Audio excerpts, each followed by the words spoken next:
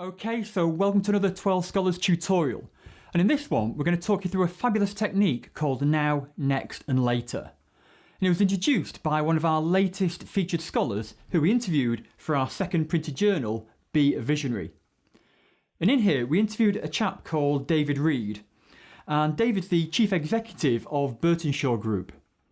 And Birtenshaw Group is based in North Manchester, and they specialise in he helps transform children with special needs and learning disability. And since joining Birtenshaw, David's turned a loss-making charity into a world-class service provider. And he's not only done that by transforming the lives of young children and these young adults, but also their families, colleagues and the wider community. And how's he done that? Well, that's what you'll find out in the journal. But one of the tools and techniques he's used in terms of communicating and being a visionary is a thing called Now, Next and Later. And in here we've got that as one of our practical exercises. And it's really good for when you're kind of in a meeting and at your end you've got a whole list of actions to go through. It's really good for delegating actions or to work out what you've got to do yourself. It's also useful that, if ever you're faced with this overwhelm and you've got far too much to do, we can apply Now, Next and Later to simplify what you need to do or what your team needs to do. So what is this tool? Well, it's very simple, and it's these three words: now, next and later. And when you abbreviate them, you can write it down like this. I like to put a square or a circle around the one I'm talking about. So this time I'm talking about now. So if you've got a whole list of actions, you can only have one now action. What's the one action you're doing right now? And through all the list, you may have 2 or 3, 5 more actions, but there's only one you can do at any one time. It's all about that single task focus. So what's the now that you're working on?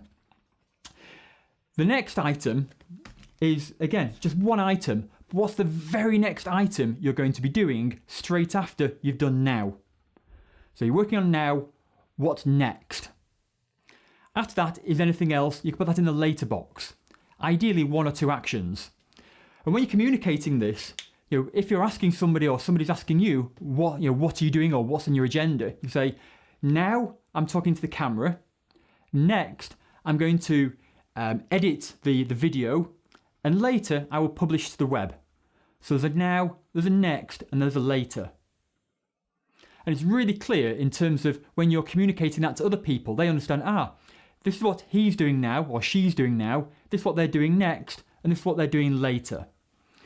So see what you can do, apply it to your next meetings. If you've got a set of actions, you scribble down what's your now, next, and later. Now, how can you apply this to our EGSP framework that we've got as excellence, good, satisfactory and poor? Well, if you're in this poor bracket, and that's where we always start from, so we have P as being poor. When you're applying this tool and working out how to prioritise your now, next and later, you're perhaps doing it ad hoc, or you're not doing it all the time. You want to do it, but you're not doing it all the time. So that's where you're caught up in this poor. At a satisfactory level, that's where you're doing it most of the time. So you've got this very clear, this is what I'm doing now, this is what I'm doing next, and this is what we're doing later. That'd be satisfactory. As a team leader, good would be you're getting the wider team to use these now, next and later principles. So it's not just about yourself, we're now rolling it out to the wider team. And at the excellent level, right at the very top of this EGSP framework, there's a culture of now, next and later.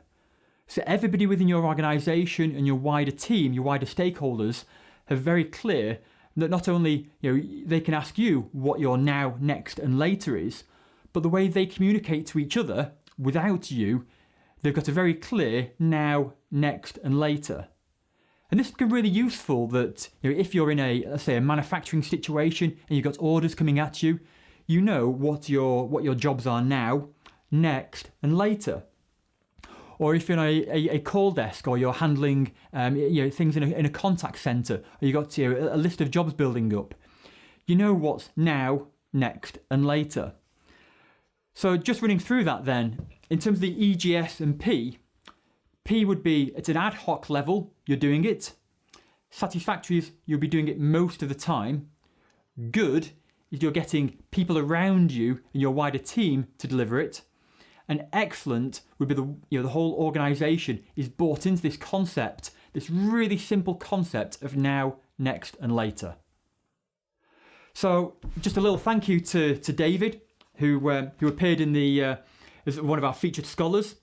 You'll find David as our 8th podcast in series 2, and again he's chapter 8 in our second book here, Be a Visionary. So thank you to David for introducing this tool. I've really found it really useful and inspiring.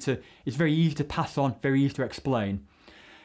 If you want to know more about either David or the other scholars, then check out the website, get yourself buy or subscribe.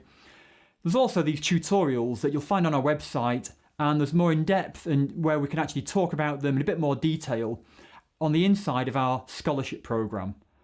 So thanks very much for watching. My name's Bob, and I look forward to seeing you next time.